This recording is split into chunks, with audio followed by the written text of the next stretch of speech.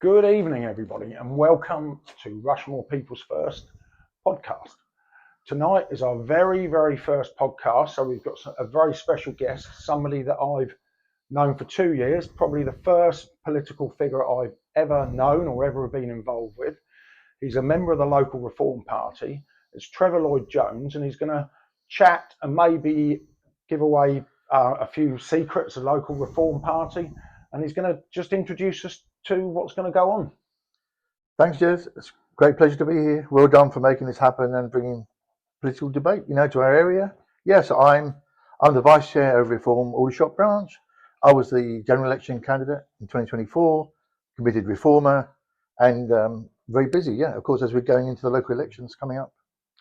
Just before we get going, Trevor, I want to ask you. Obviously, it's Rushmoor People First, and what's your connection to Rushmoor, and how long have you lived in the area, or have you been here all your life? So, well, Rushmoor People First, I regard them as my friends. As you know, I've stood on the Farnborough Road on many of the protests. Friends, supporters.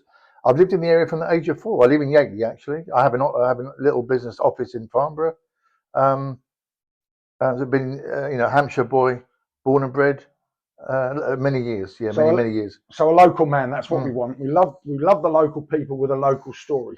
So in my little book here, Trevor, I've got 10 questions to ask you that we have a WhatsApp group, and these are questions that people on our WhatsApp group have asked me to ask you. Mm-hmm. So I'll let the viewers know that I have sort of prompted you on a few of these questions because some of them probably needed a prepared answer. So we'll fire off the first one. If Reform over the next couple of years were to have a majority council in Rushmoor, what do you think it would look like? Yeah, it's a great question. So of course the council goes to election in thirds. We've got a third of the seats coming up for election. That's the most we could theoretically win. The main thing I want to say, I hope people understand, looking at the 15 or so Reform councils around the country, that Reform is really bringing forward a new way of doing politics, a new energy, driving down on value for money, looking at contracting, better tendering. The average Reform council has managed to save £10 million in the first 100 days. So I think we're very proud of what Reform councils have been doing. We plan to bring that type of politics to Rushmoor, and all the other values that Reform stands for. Yes. So in some ways, a bit like Margaret Thatcher, get your money in order, and then things all flow from there. Well, yeah, it's sound. I think sound fiscal stability, bringing that to Rushmoor. We're not burdened, of course, by anything from the past, any decisions or relationships from the past. I hope people understand that we're going to bring a new energy, audits, or property audit, looking at new ways of doing things, public-private partnerships, looking at driving down crime. There's so much to be done, and there's lots of things actually that worryingly people are not told about as much as they should be on the financial side of things. I think if your finances are in order, it's like running your own home, isn't it? If you have a car loan or a loan for this or a loan for that or a high mortgage, there's no money left over for enjoyment. And I think councils up and down the country have just pumped money and borrowed money into stupid vanity projects, which have left no money for the locals to enjoy their area. Yeah, well, there's some terrible examples like Woking, Birmingham, bankrupt councils. I mean, without going into too much sort of technical detail, all local councils are in a really hard place right now. They're constrained about what they can spend. About 70% of the budget, they're told what to spend. They're told how to spend it by central government. So, I mean, the whole thing is right for reform, which is why it's so important we get a reform government to look at the whole way that local government works, the ecosystem, and Rushmoor, like a lot of councils, is in a tight spot financially. Yeah. Hopefully to bring it back to the people. Bring politics back to the people and the people that matter. Yeah. I mean, we've had a lot of things like meet the council evenings. Our way of doing politics, I hope, is going to be a lot more transparent. We're reaching out a lot more. A different kind of energy. more pro-business, pro-local businesses. A lot of things can be done, Jez. Yeah. Right. So I think that was the first question. So the second question was, and it carries on from that first point really. If Rushmoor's finances are as bad as we are led to believe, what have Reform talked about maybe to try and revive that? So I did a bit of prep for this question, Jez, as you mentioned. So Rushmoor is about £165 million in debt. So that's an interest bill to council taxpayers of almost £600,000 a month. The financial position has only slightly improved since a year or 2 years ago. They've made £2 million savings in the current budget year. So what other reform councils have found, and I'm not speaking specifically about Rushmoor, is the level of waste and abuse and just sort of inertia is incredible. Bad contracting. I mean, just to name a couple of examples, £500,000 spent on ergonomic office furniture, 12-year contracts for cleaning given to a mate of a councillor. Fraud almost. Yes, I mean, Woking, for example, I mean, on the borderline of fraud and just inertia, just bad contracting, not delivering good value for money to local people. Yeah, personally, I think the days of jobs for the boys needs to go, and they need to councils need to maybe engage with local businesses to supply workmen to the businesses, to the council on a good rate, so that locals benefit through local businesses as well. Well, yeah, there may be cases where councils can do things better by bringing them in-house. You know, what's kind of tended to happen is that a lot of things have been contracted out. For example, special educational needs, SEND, adult social care, the whole kind of ecosystem. A lot of private companies are profiting big time just purely because central government sends this money to the local authority.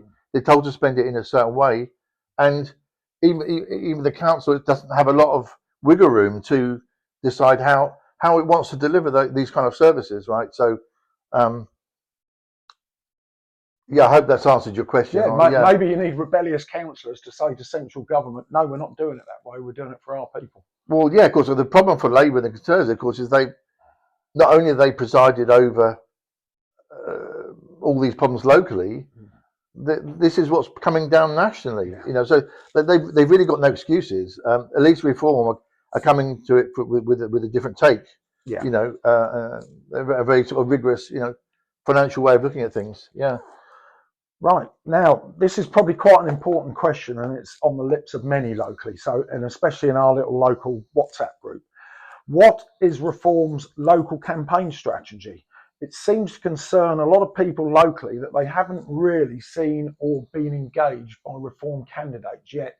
They've had the Labour and the Conservatives for probably about a month now, knocking on doors and doing their social media. So have we got a good strategy locally so that people know you're Trevor, might be a bloke called Mike or a lady, these are their people that they've got to vote for? Well, I hear the same thing, Jiz, yeah. So I know there's a lot of expectation. I mean, in a way, there's so many hopes are resting on Reform, which is why people are frustrated. They want to see us out there doing things. We haven't named our candidates yet locally. We're following the national Reform policies that they'll be announced on the day that the election itself is called, because of the dirty tricks that have gone on in the past, in the last minute, with other parties, sort of like grabbing or offering promises of cabinet positions to reform candidates and the like. So we are busy. We're leafleting now. We've got some great new technology, a canvassing app. The aim is that candidates like myself the aim is for every door in Russia will be knocked on, and they will have a chance to speak to a volunteer. We also, if I can just mention, we have a questionnaire out right now.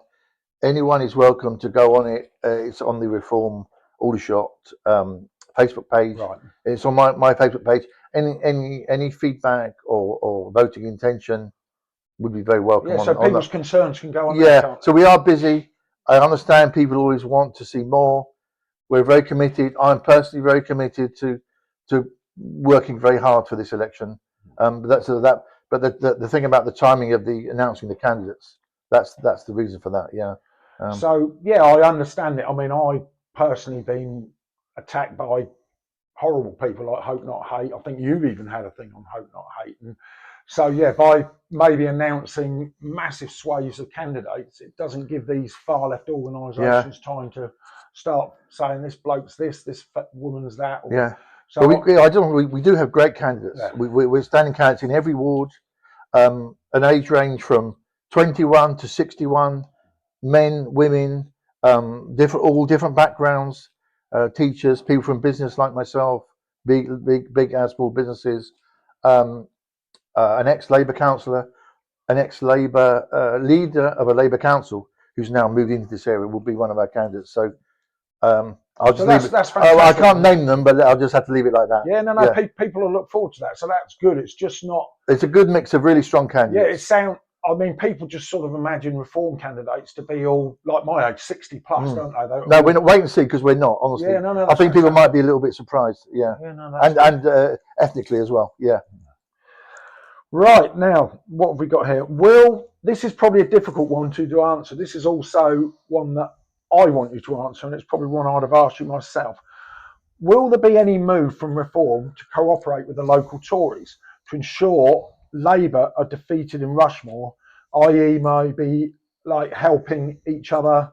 You might not stand a candidate and they might stand a candidate. Have you had any discussions like that with the local Tory party? So we know the local Conservatives, yes, we met with them. They're good people, and I know they want the conversation to sort of go in that direction.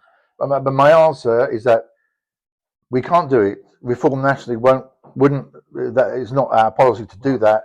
And also to add, I don't think the public really want politics to be decided in that way by this sort of backroom deals and electoral. I think people want now. They want it to be clear what they vote for, and they want to get what they voted for. And I think that's the message. That's the Reform message I think I want to give. But that doesn't mean that we wouldn't work with the Conservatives. We would vote along the same lines as them on a lot of things. They're good people, like I just said. But that's in terms of any sort of electoral pact. That's our answer. Yeah. Yeah. No, I've spoken to a lot of the local Tories, and to be fair, what they say to me, there's a fag paper between what you say to me. Yeah. Yeah. Probably true. But you are right. People perhaps want things out in the open. A lot of people's memories of politics in smoke-filled rooms, deals being done over a pint of beer, and maybe being out in the open is a good thing these days. So yeah, I mean, I'm an ex-Conservative. I jumped in 2018. I just wish a lot of them would be jumping like sooner. I think our country would be a lot better off, right? But yeah, probably right there. So. Right, what have we got here? It's no secret to the people of Rushmoor that crime is actually rife in the area. Drug dealing, women not feeling safe, without any proof, probably saying we can all see there's a lot of money laundering businesses in the town. Would a Reform council have power to maybe introduce better measures for women to feel safe, to maybe make businesses accountable for what sort of taxation they're paying and the type of people they're employing? Would that be something that a Reform council could do, or is that what the local MP has to be involved in? So, Reform nationally has very good policies on law and order for increasing number of bobbies on the beat, getting back to common sense community policing. So obviously we have a Hampshire level police and crime commissioner. So at the Rushmoor level, there are obviously things the local council could do, working through the community safety unit, working closely with local police that we know here in Aldershot. But yeah, like you said, I hear exactly the same things. Women don't feel safe. It's dark. There are pockets of crime. A lot of just like kind of low-level crime related to, a migrant housing in near the Aldershot Park area.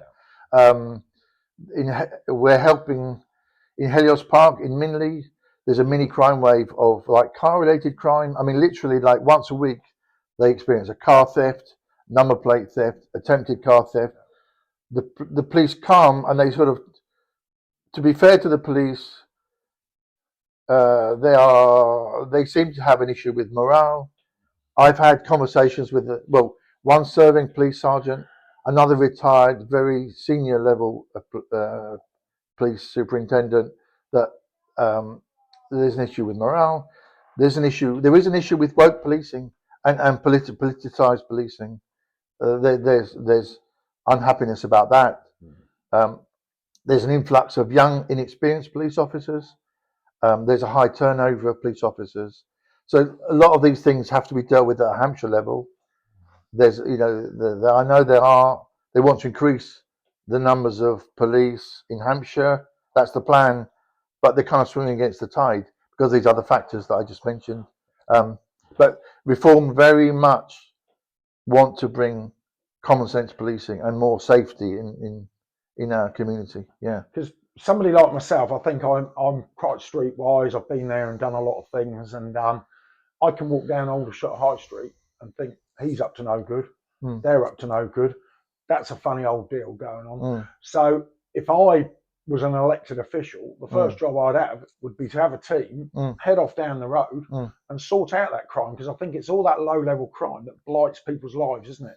And too many times people see maybe a stabbing or a murder, but that's not likely to happen in your local community. It's the kids hanging around, or especially in Aldershot, there's migrant groups hanging around now. I mean, they might be not up to any good, but then maybe the local population need reassuring that these people might be all right or they're not all right. And that's where people's lives are becoming blighted. And then the other thing is the street lights get turned off at a certain time of night. Yeah. So there's pockets all around the town where it's in the shadows, isn't it? So you're right, that is the perception, and that's how people feel. And there is an intention by Hampshire Police to bring policing back to the streets, but for some reason it's still not really happening. It's just not happening. So, but they don't deal with crime, Trevor, because I mean, you might not want to talk about. I know you've been personally attacked when you were campaigning, and that's democracy. You were campaigning on the streets, and you were that should have gone to prosecution. Yeah. So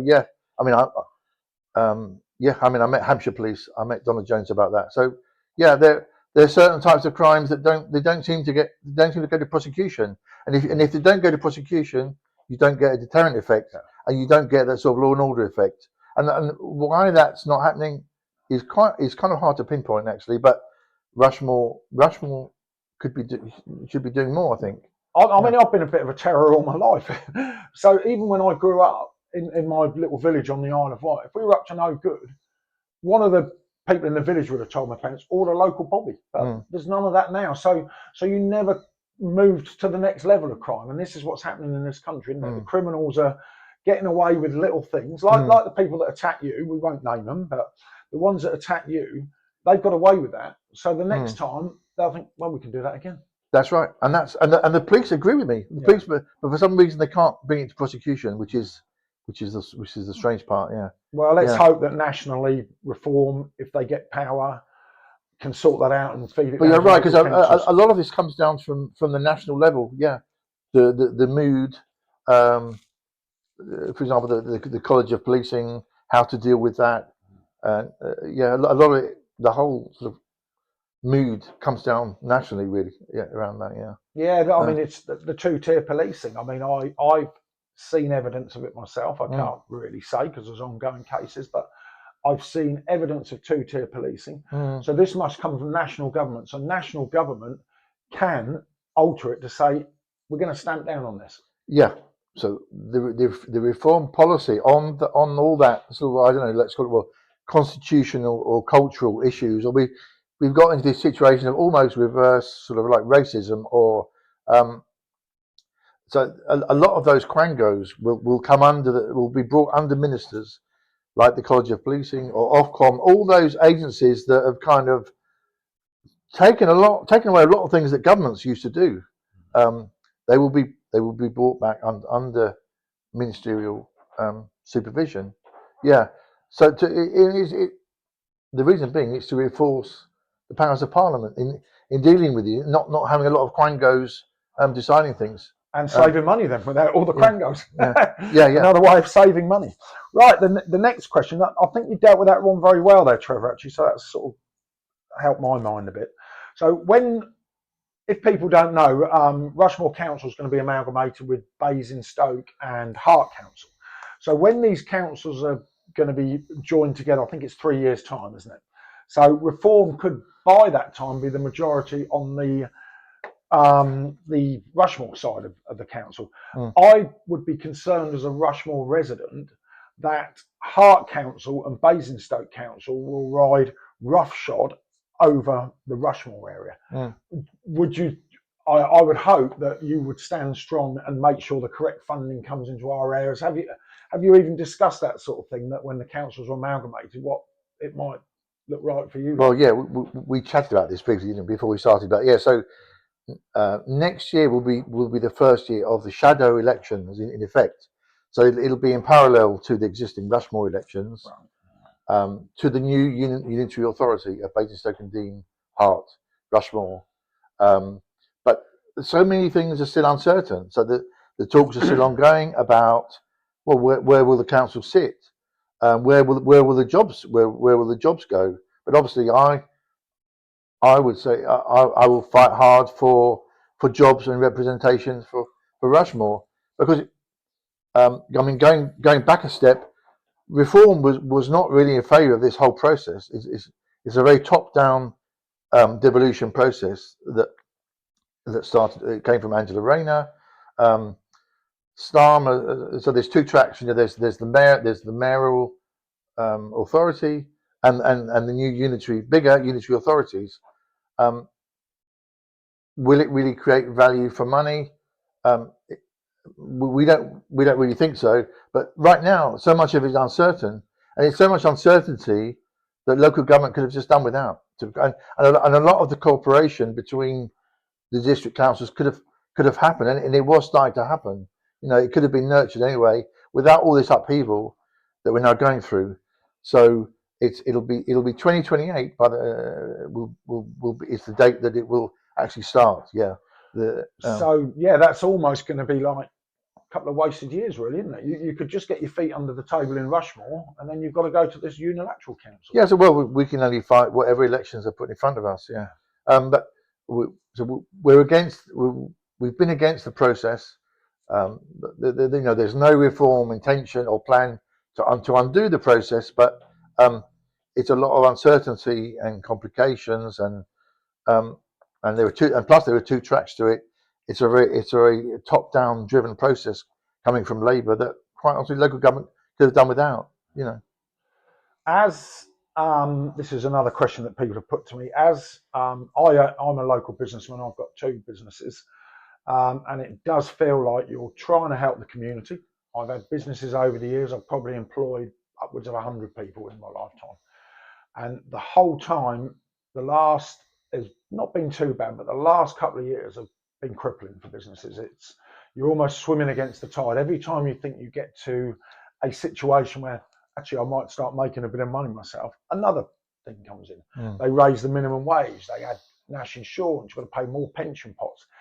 Is there, I mean, I don't know. I haven't really studied the reform policy. It's probably a national one more than a local one, but obviously it'll affect local businesses. Is there any hard policies that are going to really help the small businessmen, where we see them all over the place with maybe little hairdressers, a sandwich bar, a little takeaway?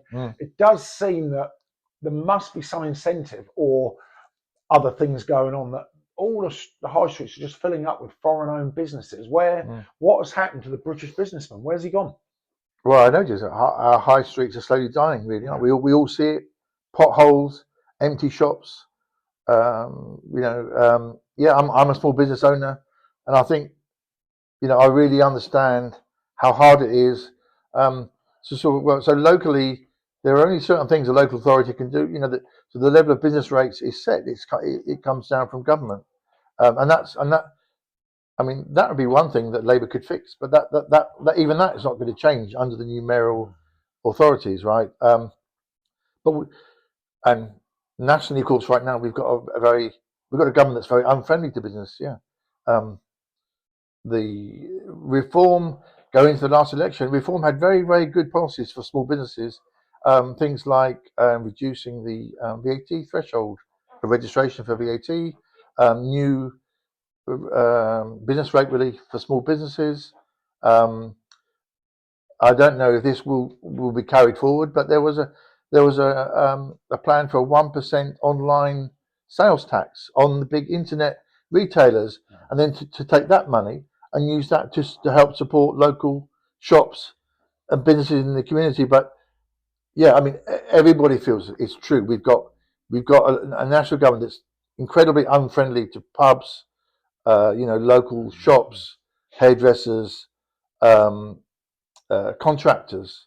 Even in my business, if the government helped me out by helping towards, say, a startup with a young person, if I could take someone on that's 16 and the government said, whilst they're being trained and you're not making money on them, we'll help you. But there's nothing like that about it. It's all gone. All these sort of things have gone. So our young of today aren't going to be skilled in hairdressing, scaffolding, whatever, of tomorrow, because there's nobody will take anybody on young. One, because they want the minimum wage to be too high. These people don't realise that the minimum wage affects small businesses massively, more so than, say, a Tesco. Because what happens, because you have to keep pay differential, all that does is push all the pay scales up. Yeah. And that's what's been happening. The revaluation for business rates, the Labour have just delayed it because it was going to have such a catastrophic effect on pubs and hotels in particular, because as we know, small businesses are under such pressure right now. I think they are. I mean, I'm feeling it myself, and obviously, like you just said to me, you're a small businessman, so you're probably feeling it yourself as well. Yeah, I mean, locally, there are things Rushmoor could do, looking at training, looking at bringing more investment into the area, looking at buildings, looking at maybe being more creative about like creating places for training, and for just attracting investment into this area. But so we've got a national government and we've got a council that don't seem to understand. They don't really. They say they do, but they don't really understand what it's like to be a business owner, to invest, to take risks, to employ young people and train them, and to get on. And that's what Reform stands for. I hope people understand that. We're really going to be fighting for that. They're our future, aren't they? The young people, rather than bringing over thousands of unskilled Indians or Pakistanis, we can invest in our young people and get them working. Yeah, I mean, that's what we want. That goes to the heart. Well, the NHS and we have this sort of knee-jerk reaction of bringing in overseas workers, which is the kind of Uber delivery drivers. This kind of economy that we've ended up with, that goes to the heart of a lot of the problems in our country, I think, and all that's got to change. Right. This question, we've got a couple more, Trevor. This one's more of a personal one to you, as rather than one that's part of national policy. Over the last sort of 30 years, national government have come in with promise after promise after promise. This Labour government just got in on a batch of promises that have even disappointed Labour supporters. If they had done what they said they were going to do, then maybe even the Labour supporters would be happy with them, but the other people that didn't vote would be unhappy. But I feel that Reform, like you said, people feel it's their last hope. And there's other sort of right-wing parties springing up that people are going, well, maybe I'll vote for them or vote for them, but that's the wrong deal in my eyes. We've got to maybe get behind a Reform government. Do you personally put your own faith in them to think that they will deliver on what they say they're going to do? It's a good question. And honestly, when I'm out and about, that's one of the things I get asked the most. Things like, what's Nigel Farage like? They say, Trevor, is he really going to do it? Is the Reform government really going to do what they say? Because the level of just lack of trust in government is off the scale. I've never seen anything like it. Partly because of not just the Labour government we've got now, partly from what's gone on before. And what the Conservatives are saying now, they suddenly want to overturn all the things that they did. They were in government, like the Climate Change Act, and as if none of this had ever happened. But I wouldn't be sitting here doing what I'm doing, Jez. I can promise you, I'd go and do something else. I've met them. I've met most of the shadow cabinet. I know them. And that's my belief is that we really we really will deliver. Not just the MPs that we have, people like me. There's lots of other. There's 5,000 new reform candidates coming up all over the country. So that's a huge task that's been going on behind the scenes. And so it's not just the shadow cabinet. There's a whole movement. There's thousands of other guys and women like doing what I do that that can promise we will do our part. That's so I hope that that comes across. Well, I think none of us are stupid. I think we realise that almost 50% of the electorate now don't bother voting. One of my eldest That's the other issue. Yeah, of course it shouldn't be like. My eldest son said to me, "I voted twice, Dad. I voted in the Brexit vote, and I voted for the Boris Johnson government. Both let me down." He said, and he actually said to me, "Why should I vote?" So, one, we've got to tap into those, and two, I've noticed this is the divide I've noticed in reform supporters. They either seem to be quite young, which is unusual, sort of 20, 21, 22. One of my own sons is 25, and he's sort of quite into reform and his girlfriend, or they seem to be that sort of 60 plus age group that think back to old days when Margaret Thatcher was in charge. They want that back. So we've got to try in some sort of way that if reform get to power, they've got to tap into these 30, 40, 20, late 20s, 30, 40 age group. They don't seem to be connecting so much with reform as the younger people or the older people. Yeah. Well, when you look at the polls that I've looked at, the reforms is quite broad. Yeah. It's also quite a little bit skewed towards manual workers and business. So reform is really the party for working people now. Which is quite interesting. That's what the polls have been showing. It's quite broad. Yeah. It's I mean, all we can do in a way is we keep on bringing forward policies and doing what we do. And different groups respond to it how they choose, right? Reform is really a grassroots movement as well. I think that's important to say. We're not funded by unions. We're not funded really by big business in the way the Conservative Party. So we're different in that sense. We are literally funded by members, and we have to be committed to what members want. Otherwise, we will cease to exist, right? So. Our whole grassroots movement and our funding is all about that. I personally think that the Prime Minister and his cabinet and Lib Dem leader and people like this, they're missing the mood of the people rather than sort of getting down and finding out why people maybe are switching to reform. They're just screaming that they're far right and Nazis, and I've seen even with the leader Nigel Farage. Nothing's ever stuck with him. They come out with all these things saying Nigel Farage did this, Nigel Farage has done this, Nigel Farage is a racist. They've never got any proof. So it's all hearsay to try and bring them down. But I think the hearsay and the far right label has actually gone over people's heads now. And that's probably not a bad thing, is it? Keir Starmer, every time he gets something in that dispatch box, tax reform. Yeah. And it's, I think. Yeah, when I debate people in the street, there's only about 30 seconds and before I get called Nazi or far right. So like you said, it's gone to that an extent now. It's kind of become meaningless. Yeah. And people just want their problems to be solved, to be quite honest. They want us to get back to economic growth. Yeah, they want crime to be dealt with. They want potholes to be dealt with. I mean, so just everyday living, really. We've got really the big measure. We've got to get back to economic growth. We need a reform government to bring. Slowly, there are ways we can tilt the economy back into economic growth. If we don't have money, we can't solve poverty. We can't fix any of the things we've been talking about. Yeah. There's just not enough money coming down from central government. That's where we're at. Yeah. Right. Final question is mine. So if you're voted onto the council, now we go to council meetings as a group, Rushmoor People First. This is us here, people. We attend all the council meetings, and obviously we originally set up as a group to combat the Potters Hotel, the illegal migrants being housed in the hotel. We've asked many a time to the council, have any of these people been housed within Rushmoor, over Rushmoor people, born and bred Rushmoor people? The answer always comes back, no. So I'm going to lay my cards on the table and say I don't believe the council.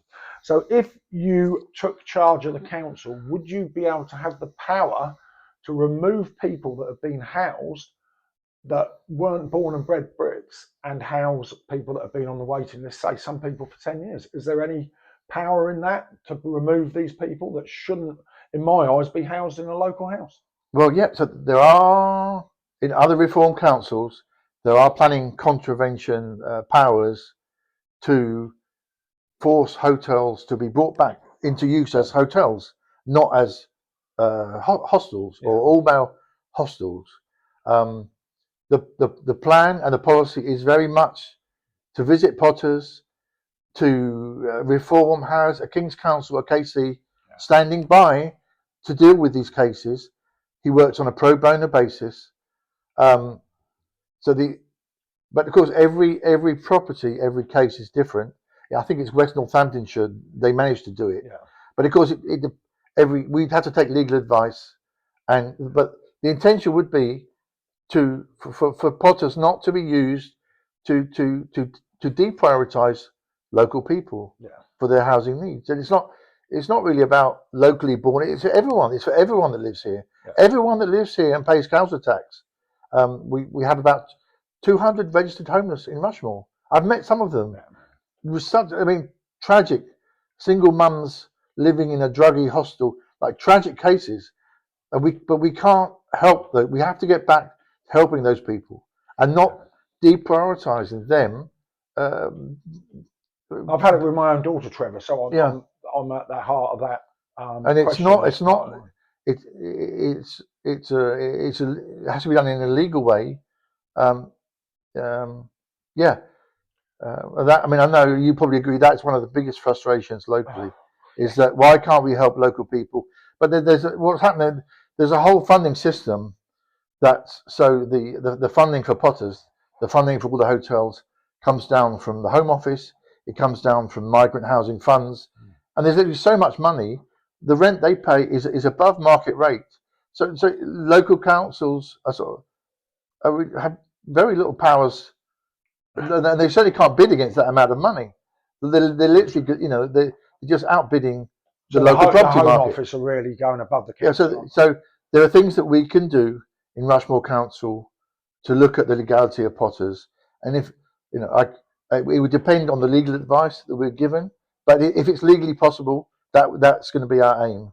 Yeah, that would be our aim. So as we're going to sort of shut down now, I hope the people have enjoyed it. I've sort of quite enjoyed talking to you. It's been a bit nervy, but yeah, I think you've answered the questions as I would hope you'd have answered them tonight, and that the people out there are going to listen to you and warm to you like I have. Like I said, we've known each other 2 or 3 years, and I see you as a friend now. The last thing I'm going to ask you 2 things. If you could change something in Rushmoor on a personal level, what would you like to change? And actually, what is your favourite thing about living in Rushmoor? Wow. Well, I lived in London for a while. I lived in Dubai for 7 years. I've been very lucky in my career, and I'm very happy. I'm very thankful to be back. I don't know. I think I just get a feeling of peace. I do get a feeling of being at home, right? Despite everything that we've talked about. If there's one thing I could change, I think it's just the tone that comes down and the sense of community and community safety and people being friendly to each other. And I always like to say, I think governments can fix about 80% of things, but some of it is also up to us. It's up to us to be friendly to each other, be caring, be neighbourly. I think that's kind of a note I would like to end on. Governments can't. We can fix a hell of a lot of things, but we can't fix everything. But I personally, I love living here. Yeah. Community is massively important, and I believe Rushmoor has a real hardcore, lovely community. The people there, but the community of Rushmoor are being looked down on at the moment by politicians.